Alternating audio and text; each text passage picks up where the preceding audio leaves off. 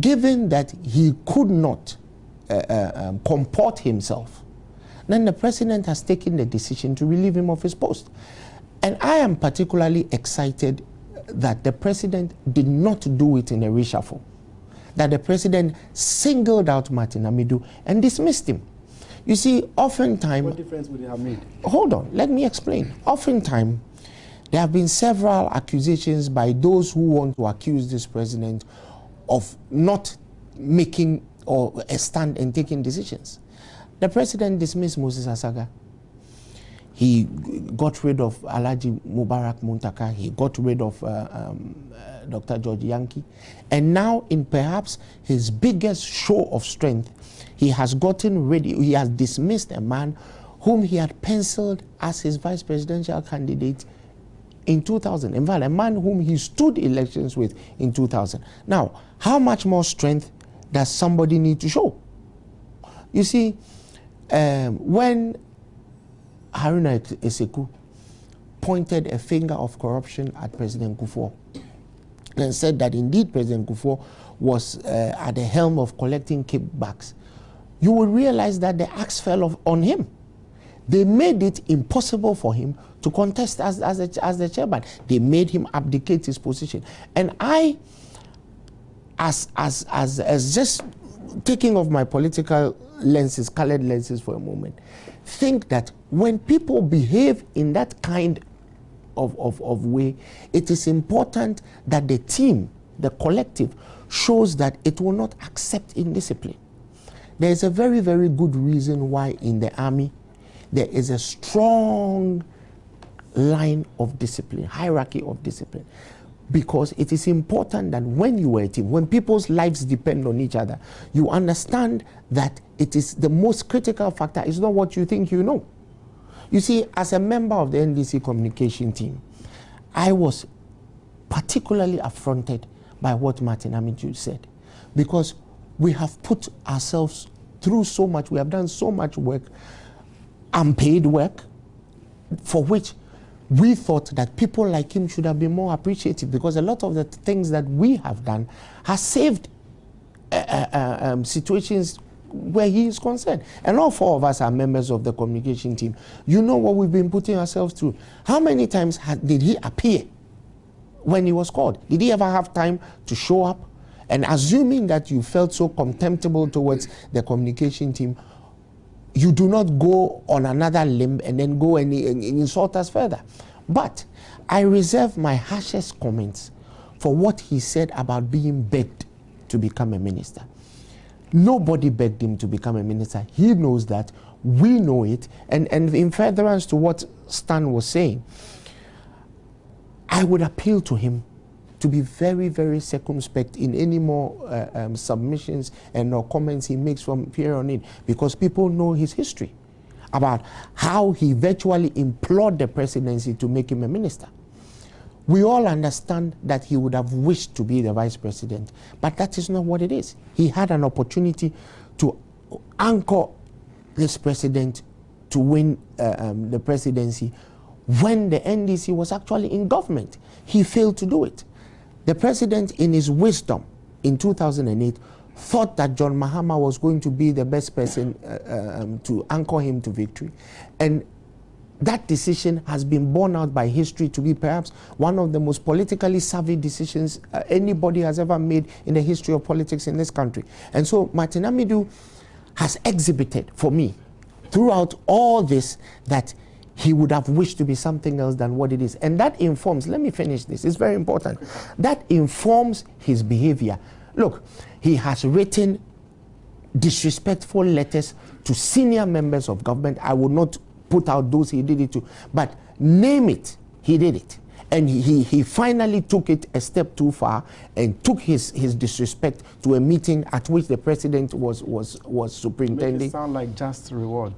No, I'm saying that the president of this republic is the first person to whom anybody in the NDC who has been, and indeed anybody who has been given an opportunity to serve in government, owes respect to.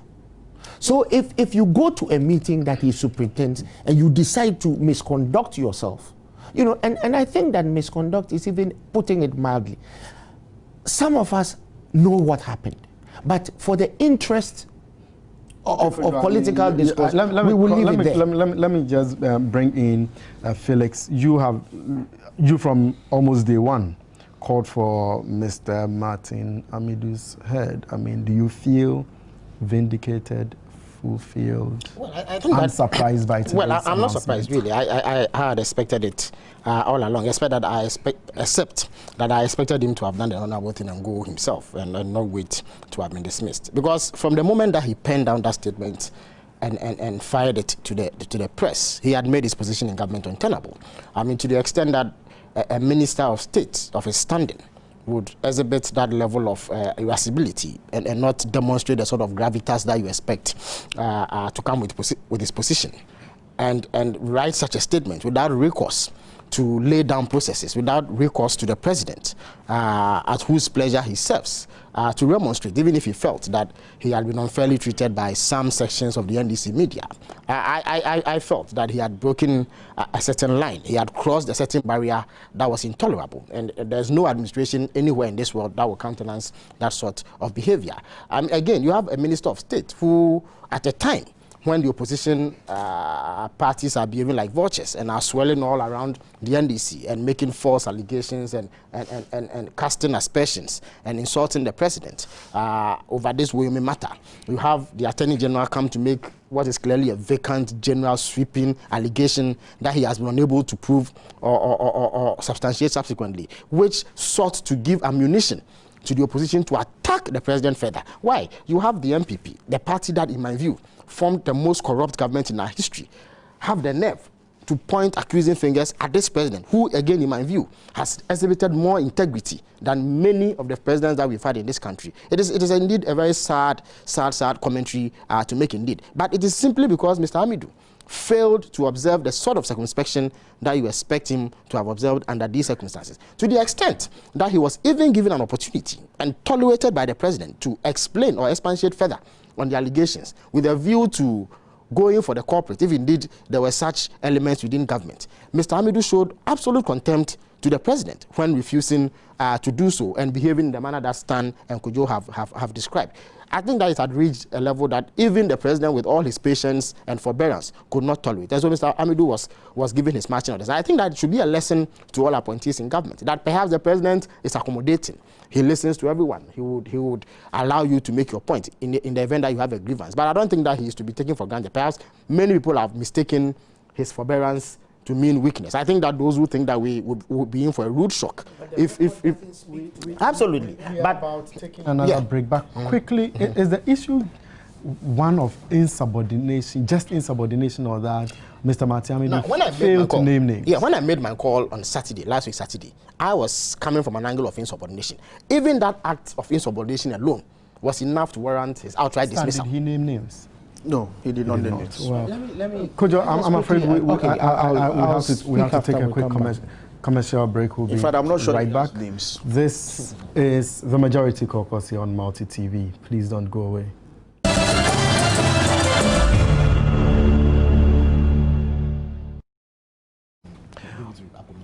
Welcome back. This is the Majority Caucus, and you're tuning to the Majority Caucus here on Multi TV. You can join us via Facebook and also via text messages, and you can see those text messages crawling on your television set. My name is Ejene Boakye. I'm here this evening with Felix Kwabena Duffuor, convener of Research and Advocacy Platform. He's also an oil and gas analyst. Stan Dogbe is a presidential aide from the Office of the President, and Mr. Kojo Boakye, Chief Executive Officer of the Ghana Free Zones Board. Kojo, don't you think that, I'm sure that clearly there are some out there who might be thinking that Mr. Martin Aidoo should have been given ample time to name names? Well, James, you are a lawyer, and before you write a statement, there are processes that go into writing a statement. Your thought processes will be working. That thought processes send electric what do you call it, impulses to your fingers. Those fingers convey what are in your thoughts. So in between all that time, and then during the time when the statements were actually released, is Mr. Aidoo saying that he didn't know who he wanted to name. And you know, sometimes as politicians, let us not try to insult the intelligence of the ordinary populace, because then we pay a price. We all know exactly what Mr. Martin Aidoo was referring to. And I think that he himself should have done himself a favor and mentioned the name right ab initio.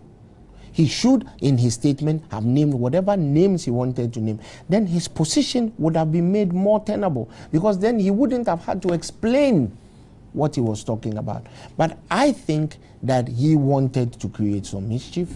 He wanted to create some entropy, put some people on edge. And like my brother Felix said, this is a lesson to all of us, that we sink and swim together.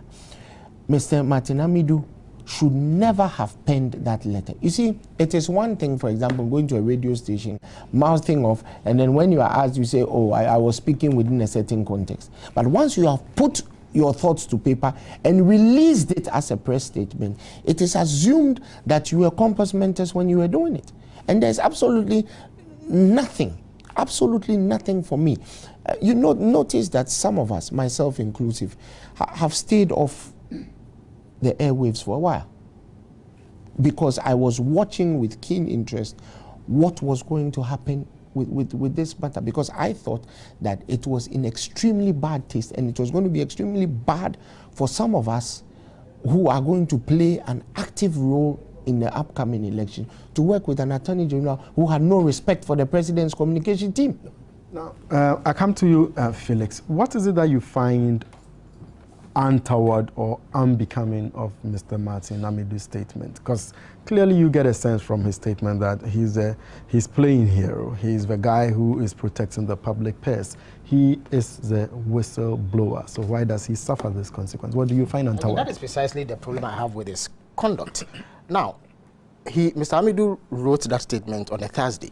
Just the Monday before that Thursday, the president had met the press and indicated that as far as the Woyome matter was concerned, he had asked Yoko, which is a body put in place by Parliament and has the capacity to undertake such investigations, to furnish him with the full facts surrounding this case, that upon receipt of those facts, he was going to act in a manner that ensured that the public interest was protected by punishing whoever may have misconducted him or herself in that whole affair. I thought that Mr. Aidoo, as the principal legal advisor to the president, would have taken a cue from this position and waited for the president to put in place the measures that he had spoken about. For him to have gone out and deliberately sought to undermine the image of the president and project himself as the person who was out there to fight corruption was most unbecoming of him, in light of the fact that Mr. Aidoo has been in office for over a year, and this matter concerning Woyome has been pending for quite some time. He had never taken any step to ensure that he brought any case to court to seek redress in the matter. Indeed, the case that he filed this week was begun by Mrs. Betty Maud Idrisu.